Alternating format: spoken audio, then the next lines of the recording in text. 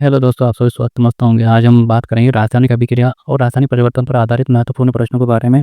ये NCERT based प्रश्न है और सभी एग्जामों के लिए इंपॉर्टेंट है। तो चलिए शुरू करते हैं। पहला प्रश्न, निम्नलिखित में से कौन सा एक भौतिक परिवर्तन है? लोहे में जंग लगना, मोमबत्ती का जलना, दूध का जल का वाष्पीकरण, दूध का दही बनना। तो भौतिक परिवर्तन, इस तो हम एक वीडियो बना चुके हैं, आप चाहे तो देख सकते हैं। भौतिक परिवर्तन ऐसे परिवर्तन है जिनको वापस पुनः प्रारंभिक पदार्थ में बदल सकते हैं, उनको हम कहते हैं भौतिक परिवर्तन। जैसे कि जो जल का वाष्प है, वापस वाष्प को ठंडा करेंगे, क्या बन जाएगा? जल बन जाएगा। तो एक तरह से एक भौतिक परिवर्तन है। बाकी जो तीनों उदाहरण है वो रासायनिक परिवर्तन के उदाहरण है।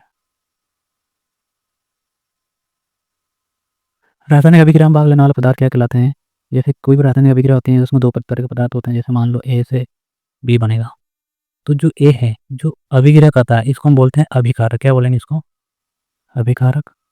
जबकि जो बी है जो बनेगा उसको हम बोलते हैं उत्पाद। तो अभिक्रिया में जो भाग लेते हैं उनको अभिकारक बोलते हैं, जो अभिक्रिया में बनते हैं उनको उत्पाद बोलते हैं। तो हमारा प्रश्न है, अभिक्रिया में भाग लेने वाले पदार्थों को क्या कहते हैं? तो इनको बोलते हैं क्या? अभिकारक। बनने वाले पदार्थ को उत्पाद। और उत्प्रेरक क्या है? उत्प्रेरक ऐसे पदार्थ होते हैं जो रासायनिक अभिक्रिया को गति को बढ़ाते हैं या कम करने का कार्य करते हैं। श्वसन किस प्रकार की अभिक्रिया है? श्वसन श्वसन मतलब जैसे कि हम सांस लेते हैं उससे भोजन का पाचन होता है। तो किस प्रकार की अभिक्रिया है? ऊष्माशोषी, ऊष्माक्षेपी, संयोजन, विस्थापन। तो जब हम खाना खाते हैं तो ग्लूकोज का इसमें श्वसन द्वारा ऑक्सीकरण होता है, इसमें ऊष्मा उत्पन्न होती है यानी कि ऊर्जा उत्पन्न होती है। तो इस अभिक्रिया को हम कहते हैं ऊष्माक्षेपी अभिक्रिया। तो श्वसन एक ऊष्माक्षेपी प्रकार की अभिक्रिया है। ऊष्माशोषी में क्या होता है? ऊष्मा का अवशोषण होता है, इनको ऊष्मा देनी पड़ती है उसमें। संयोजन अभिक्रिया में क्या होता है? संयोजन में दो पदार्थ मिलकर क्या बनाते हैं? एक पदार्थ बनाते हैं, इसको बोलते हैं संयोजन अभिक्रिया। उसी प्रकार विस्थापन में जानते हैं कि एक पदार्थ दूसरे पदार्थ को विस्थापित करता है या हटा देता है। अगला प्रश्न, Fe2O3 प्लस 2Al से बनेगा Al2O3 प्लस 2Ap। तो ये जो दे रखे इनको हम बोलेंगे अभिकारक, इधर वाले उनको हम बोलेंगे उत्पाद। ये अभिक्रिया किसका उदाहरण है? संयोजन। संयोजन में क्या होता है? दो पदार्थ मिलकर एक बनाएंगे, जबकि यहाँ दो में से दो बन रहे हैं, तो ये नहीं होगा। द्विविस्थापन, द्विविस्थापन में दो दो पदार्थ होते हैं, यानी यहाँ भी दो पदार्थ होने चाहिए, तो यहाँ भी दो पदार्थ होते हैं। वियोजन, वियोजन में क्या होता है? एक पदार्थ मिलकर दो पदार्थ बनाता है, तो ये भी नहीं होगा। विस्थापन अभिक्रिया, तो एक तरह से किस प्रकार की अभिक्रिया है? विस्थापन। विस्थापन अभिक्रिया में क्या होता है? मान लो दो पदार्थ है ए बी और कोई पदार्थ आता है सी, तो सी क्या करेगा? इसे एक साथ जुड़ जाएगा और बी को हटा देगा। तो एक तरह से क्या हुआ? विस्थापन हुआ, हटाया। किसने हटाया? सी ने बी को हटा दिया। तो ये विस्थापन प्रकार की अभिक्रिया हो जाएगी। अगला प्रश्न, जब कोई दो पदार्थ ऑक्सीजन से गिरा जब कोई पदार्थ ऑक्सीजन से गिरा करता है तो उसे क्या कहते हैं? अपचयन, ऑक्सीकरण, उदासीनीकरण, अवक्षेपण। तो उदासीनीकरण में तो क्या होता है? जब अम्ल और क्षार आपस में क्रिया करते हैं तो हम उसको कहते हैं क्या? उदासीनीकरण। और एक होती है ऑक्सीकरण जिसको ऑक्सीडेशन बोलते हैं, एक होती है अपचयन जिसको रिडक्शन बोलते हैं। तो ऑक्सीकरण में क्या होता है? ऑक्सीजन जुड़ता है। क्या जुड़ता है? जबकि रिडक्शन में क्या होता है? ऑक्सीजन हटता है। ऑक्सीजन को हटना अपचयन, जबकि ऑक्सीजन का जुड़ना ऑक्सीकरण। उसी प्रकार हाइड्रोजन की बात करते हैं इसमें, तो हाइड्रोजन हटेगा तो ऑक्सीकरण और हाइड्रोजन जुड़ेगा तो अपचयन। तो क्या पूछा है? कोई पदार्थ ऑक्सीजन से क्रिया करेगा, इन ऑक्सीजन क्या होगा? उसके साथ जुड़ेगा। तो इस प्रकार की अभिक्रिया को हम कहते हैं क्या? ऑक्सीकरण अभिक्रिया। अगला प्रश्न, दीवारों को सफेद करने के लिए किसका उपयोग किया जाता है? कैल्शियम कार्बोनेट, कैल्शियम हाइड्रोक्साइड, बुझा हुआ चूना कहते हैं, कैल्शियम ऑक्साइड, बिना बुझा चूना, कैल्शियम सल्फेट। तो हम पहले तो ये ध्यान रखना है कि बुझे हुए चूने को कैल्शियम हाइड्रोक्साइड कहते हैं, बिना बुझे चूने को कैल्शियम ऑक्साइड कहते हैं। तो जो सफेदी करते हैं, पुताई करते हैं, उसमें हम काम लेते हैं किसको? Calcium hydroxide. बुझा हुआ चूना, पहले ये बिना बुझा होता है, जब इसमें पानी मिला दिया जाता है तो क्या बन जाता है? बुझा हुआ चूना। और इसी को हम सफेदी करने में काम में लेते हैं। चिप्सिंग तेल में कौन सी गैस भरी जाती है ताकि उसका उपचयन न हो सके? उपचयन को हम एक नाम देंगे ऑक्सीकरण। ऑक्सीकरण या उपचयन एक ही शब्द है, एक ही अर्थ होता है दोनों का। तो चिप्स सीलिंग कौन सी गैस भरी जाती है? तो हमें ध्यान रखना है नाइट्रोजन गैस भरी जाती है। कौन सी गैस होती है उसमें? नाइट्रोजन। और हमें ये भी पता है कि वायुमंडल में सबसे ज़्यादा कौन सी गैस है? नाइट्रोजन। जब मैग्नीशियम रिबन को वायु में जलाया जाता है तो क्या बनता है? मैग्नीशियम को जब जलाते हैं किसके साथ? Mg, और ऑक्सीजन के साथ जलाएंगे तो ये बनेगा MgO। इसको हम बोलते हैं मैग्नीशियम ऑक्साइड। तो क्या बनेगा? Magnesium carbonate, magnesium oxide, magnesium hydroxide, magnesium chloride. तो क्या बनेगा? Magnesium oxide. और ये भी इंपॉर्टेंट ध्यान रखना है, मैग्नीशियम हाइड्रोक्साइड जो होता है इसको हम बोलते हैं क्या, सूत्र होता है MgOH होल 2 ट्वाइस। इसको बोलते हैं मिल्क ऑफ मैग्नीशिया। क्या बोलते हैं इसको, मिल्क ऑफ मैग्नीशिया। वो एक एंटासिड का काम करता है। एंटासिड उन्हें कहते हैं जो एसिडिटी को दूर करने में काम आते हैं, तो हमें ध्यान रखना है इसको। अगला प्रश्न, समीकरण को संतुलित करने के लिए किस नियम का उपयोग किया जाता है? स्थिर अनुपात का नियम, द्रव्यमान संरक्षण का नियम, गुणित अनुपात का नियम, अवगाद्रो नियम। तो जब में किस समीकरण को संतुलित करते हैं तो उसमें द्रव्यमान संरक्षण के नियम का पालन करता है।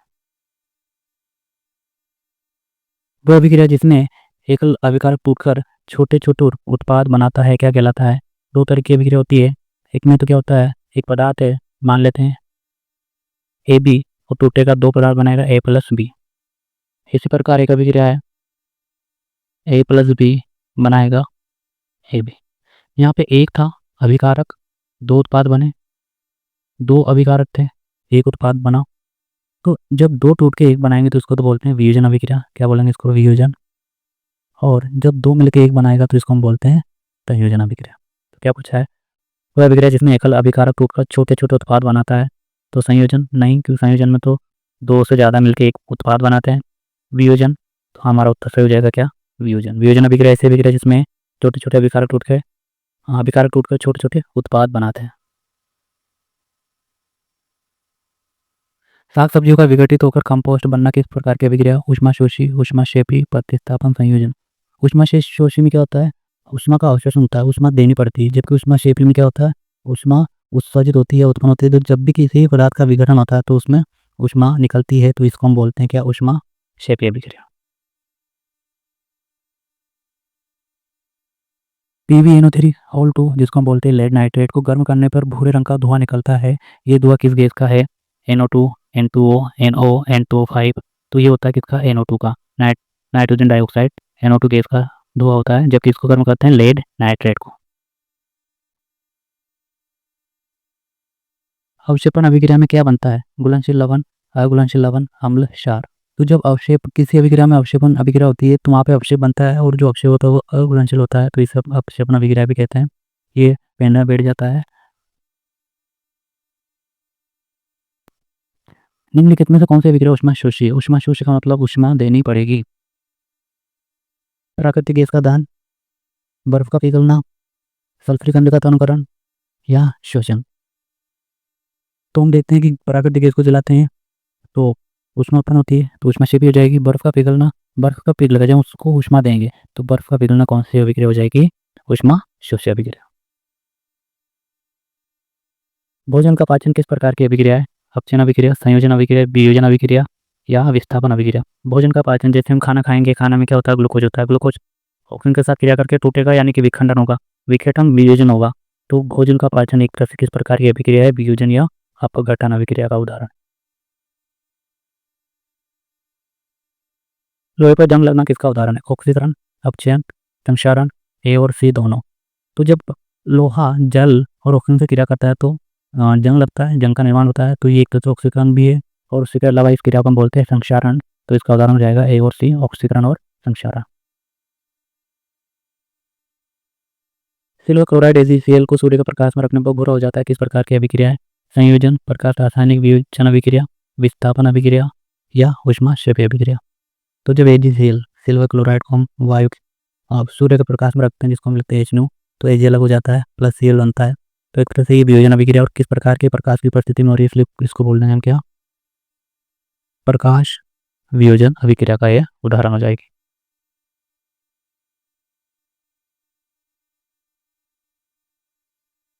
जब कॉपर सल्फेट के विलयन में लोहे की कील डाली जाती है तो विलयन का रंग क्यों बदल जाता है? तो देखते हैं कौन सी अभिक्रिया होती है इसमें। कॉपर सल्फेट, इसको लिखते हैं CuSO4।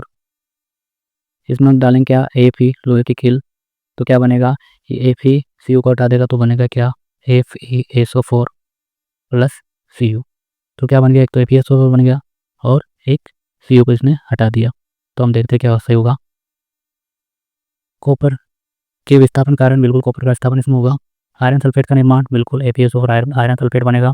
विस्थापन अभिक्रिया नहीं, इसमें विस्थापन नहीं होगा, जबकि इसमें विस्थापन अभिक्रिया होगी। तो हमारा सही उत्तर होगा D, A और B, यानी कि कॉपर को हटा दिया जाएगा आयरन के द्वारा और आयरन सल्फेट का निर्माण हो जाएगा।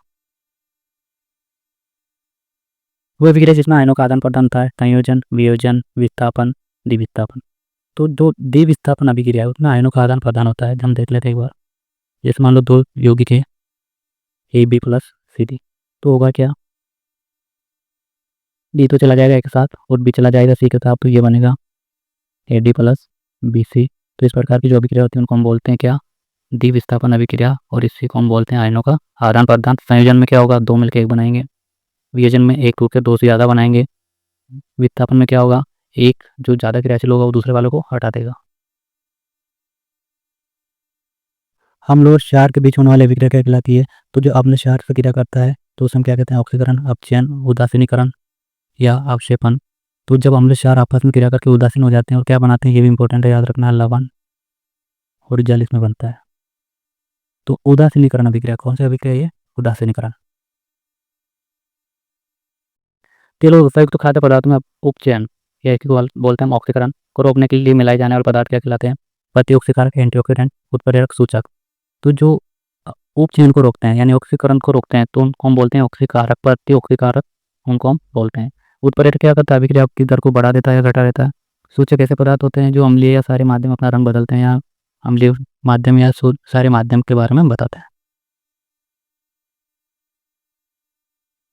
कैल्शियम ऑक्साइड जल के साथ तीव्रता से अभिक्रिया करके कैल्शियम हाइड्रोक्साइड बनाता है और ऊष्मा उत्पन्न होती है। किस प्रकार की अभिक्रिया, कैल्शियम ऑक्साइड क्या होता है, CO, जिसको हम बोलते हैं बिना बुझा चुना। जब इसमें जल मिलाते हैं तो जो तेजी से अभिक्रिया होती है और ये बनाता है CaOH होल 2। तो ये बना बुझा हुआ चूना, क्या बनेगा, और साथ में इसमें निकलती है ऊष्मा। तो ऊष्मा निकलना मतलब तो ऊष्मा क्षेपीय अभिक्रिया होगी। और क्या पूछा है, संयोजन अभिक्रिया, बिल्कुल इसमें बुझा हुआ चूना, बिना बुझा चूना कैल्शियम ऑक्साइड और जल के साथ अभिक्रिया करके कैल्शियम हाइड्रोक्साइड बनता है, तो संयोजन अभिक्रिया बिल्कुल। और साथ में होगी ऊष्मा क्षेपीय अभिक्रिया। तो ये चूने में जब चूने में पानी मिलाते हैं तो कौन सी अभिक्रिया हो जाती है, संयोजन और ऊष्मा क्षेपीय अभिक्रिया। निम्नलिखित में से कौन सा कथन रासायनिक अभिक्रिया के लिए सत्य नहीं है, इसमें नए पदार्थ बनते हैं, बिल्कुल सही बात है। ये सामान्यतः अनुत्क्रमण नहीं होती, बिल्कुल सही बात है। इसमें ऊर्जा परिवर्तन नहीं होता है, ये गलत हो जाएगा, क्योंकि हम जानते हैं रासायनिक अभिक्रिया में या तो ऊर्जा निकलती है या ऊर्जा का अवशोषण होता है। 2H2O2 से बनेगा 2H2O प्लस O2। ये अभिक्रिया किसका उदाहरण है, तो हम साफ साफ देख रहे हैं यहाँ पे 2H2O कितने अकेला है, इससे कितने बन रहे हैं, दो बन रहे हैं। एक अकेला अभिकारक दो उत्पाद बना रहा है, तो क्या हो रहा है, अपघटन या वियोजन। तो ये किस प्रकार की अभिक्रिया, वियोजन। प्रकाश संश्लेषण किस प्रकार की अभिक्रिया, प्रकाश संश्लेषण जैसे सूर्य के प्रकाश के ऊपर से पौधे भोजन बनाते हैं, उसे क्रिया को हम बोलते हैं प्रकाश संश्लेषण। तो इसमें क्या होता है, ऊष्माशोषी, ऊष्माक्षेपी, अपचयन, ऊष्माशोषी, ऑक्सीकरण, अपचयन, रेडॉक्स, केवल संयोजन, केवल विस्थापन। तो हमें ध्यान रखना है कि जो प्रकाश संश्लेषण क्रिया उसमें ऊष्माशोषी अभिक्रिया होती है, यानी उसमें सूर्य के प्रकाश यानी ऊर्जा की आवश्यकता होती है, साथ ही ऑक्सीकरण, अपचयन या रेडॉक्स अभिक्रिया उसमें होती है।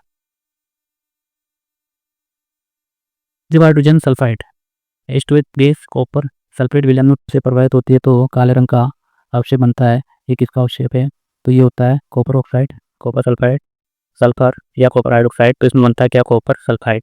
जब हाइड्रोजन सल्फाइड गैस को कॉपर सल्फेट में प्रभावित करते हैं तो कॉपर सल्फेट सल्फाइड का जो गैस बनती है उसके कारण क्या होता है, अवक्षेप बनता है, काला अवक्षेप।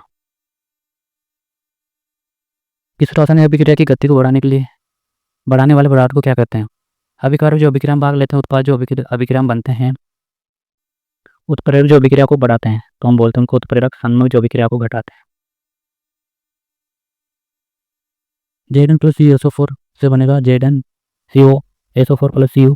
अभिक्रिया में कौन सा पदार्थ अपचयित हो रहा है, क्या पूछा है, अपचयन पूछा है। अपचयन क्या होगा, देखते हैं। जब भी अपचयन उपचयन पूछे तो ध्यान रखना अपचयन या उपचयन के हमें इन पदार्थों को बताना, इनका नहीं बताना। जैसे कि कॉपर सल्फेट, इसमें ZnSO4 हो ही नहीं सकता, साथ में कॉपर भी नहीं हो सकता। तो हमारा उत्तर या तो ये होगा या ये होगा। तो देखते क्या है, क्या पूछा है इसने, अभिक्रिया में कौन सा पदार्थ अपचयित हो रहा है। तो इस अभिक्रिया में जो कॉपर सल्फेट है, जो Cu2 प्लस आयन है, क्या है, Cu2 प्लस, जब ये अकेला रहेगा तो इसकी जो ऑक्सीकरण अवस्था वो जीरो हो जाएगी। तो ये Cu2 प्लस से जीरो में बन रहा है, तो ये कैसा हो जाएगा, अपचयित हो जाएगा। मोमबत्ती की जलने की प्रक्रिया में कौन कौन से परिवर्तन शामिल है, भौतिक परिवर्तन, केवल रासायनिक परिवर्तन, भौतिक और रासायनिक परिवर्तन दोनों, ना भौतिक और ना रासायनिक परिवर्तन। तो इसमें भौतिक और रासायनिक परिवर्तन दोनों है। भौतिक रासायनिक परिवर्तन मैंने एक वीडियो बनाया जिसका लिंक आपको दे देंगे डिस्क्रिप्शन में, तो आप उसको देख सकते हैं। तो मोमबत्ती जलेगी तो उसमें रासायनिक परिवर्तन होगा, मोमबत्ती पिघलेगी तो उसमें भौतिक परिवर्तन होगा, यानी कि दोनों एक साथ इसमें होगा। निम्नलिखित में से कौन सा एक राइडॉक्स अभिक्रिया का उदाहरण नहीं है? CO प्लस H2, तो क्या होगा? Cu प्लस H2 बनेगा।